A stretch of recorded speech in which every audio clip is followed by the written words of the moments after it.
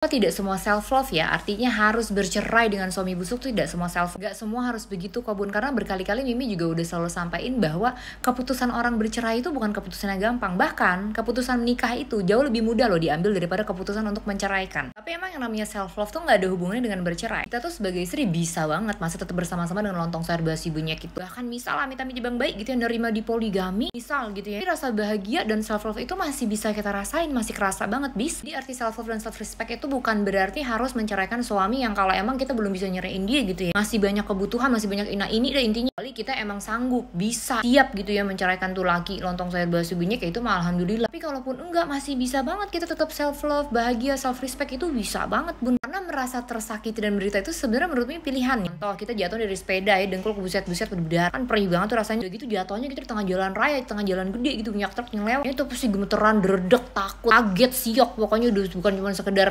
darahnya doang, perihnya doang, bukan, tapi kita siok banget, nangis kan tuh kita pasti di awal-awal ya. Tapi habis 2 jam nangis pasti habis itu diem, terus mulai deh tuh kita fokus mau ngobatin luka. Kalau lukanya diobatin ya udah kita jalan lagi, mulai berkegiatan lagi kayak biasa, kayak hari-hari begitu. Walaupun penderitaan, level penderitaan jatuh dari sepeda sama level penderitaan punya suami yang busuk itu beda level ya, tapi secara fase sama tuh ya, kena ujian, kaget, siok, perih, berdarah, nangis, habis itu fokus nyembuhin lukanya dan kembali move on berkegiatan kayak biasa. Fasenya rata-rata ya sama, emang begitu doang. Kalau level ujiannya beda, tetapi yang menentukan apakah kita mau lama atau sebentar dari fase kagak enaknya itu adalah yaitu self love. Disitulah self love berperan. Rasa menyayangi dan menghargai diri sendiri itulah yang akan ngedrive kita. Mau berapa lama nih gue bersedia biarkan sikap sampah dia itu mengganggu gue. Kok gue keliru banget dia yang sampah, kenapa jadi gue yang menderita? Yang jahat dia, tapi yang jadi nggak baik-baik saja itu gue. Kalau dia yang sampah, dia yang jahat, kan harusnya dia yang busuk, mengapa jadi gue? Kok segininya gue kagak sayang sama diri gue sendiri, gak menghargai diri gue nih sedikit pun. Kok bisa-bisanya gue rela nih mau merasakan penderitaan kayak begini, padahal gue yang baik, dia yang kagak. Gak